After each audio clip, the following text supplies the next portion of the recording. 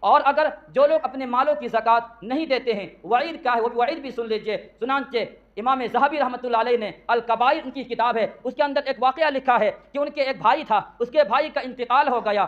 اس نے اپنے بھائی کے انتقال کے بعد بہت رو رہا ہے، بہت افسوس کر رہا ہے۔ چند لوگ ان کے پاس آئے کہ تمہارا بھائی کا انتقال ہو گیا، رونے کی کیا بات ہے؟ چند دن کے بعد ہم لوگ بھی دنیا سے چلے جائیں گے۔ اس کے بھائی نے کہا رونے کی وجہ یہ نہیں ہے کہ میرا بھائی دنیا سے چلا گیا ہے، میں رو اس لیے رہا ہوں کہ میرے بھائی کو قبر کی عذاب ہو رہا ہے، قبر کا عذاب میرے بھائی کو ہو رہا ہے، اس لیے میں رو رہا ہوں۔ کہا کہ تعجب ہے، قبر کے عذاب کا تمہیں علم کیسے ہو گیا؟ وہ تو کسی کو معلوم نہیں ہو سکتا ہے کس کو عذاب ہو رہا ہے کس کو عذاب نہیں ہو رہا ہے۔ اس کے بھائی نے کہا کہ بات یہ ہے، اپنے بھائی کی قبر پر میں گیا، جا کر کے بیٹھا ہوا تھا، کچھ ذکر اذکار اپنے بھائی کے لیے کر رہا تھا، میری آنکھ لگ گئی، میں سو گیا، میں خواب میں دیکھتا ہوں میرا بھائی کہتا ہے کہ اے میرے بھائی مجھے قبر کے عذاب سے بچا لیجئے، مجھے قبر کا عذاب ہو رہا ہے۔ میری آنکھ کھلی، میرے بھائی کی ہمدردی تھی، شفقت تھی، میں نے چاہا کہ اپنے بھائی کی قبر کو کھول دوں، چنانچہ میں نے ایک کنارے سے قبر کو کھولنا شروع کیا۔ میں کیا دیکھتا ہوں، میرے بھائی کے گلے میں جو ہے آگ کا توک ڈلا ہوا ہے۔ میں نے ہٹانا چاہا لیکن میری انگلی میں اس قدر جو ہے وہ آگ لگ گئی، میں بے چین ہو گیا، میں تڑپنے لگا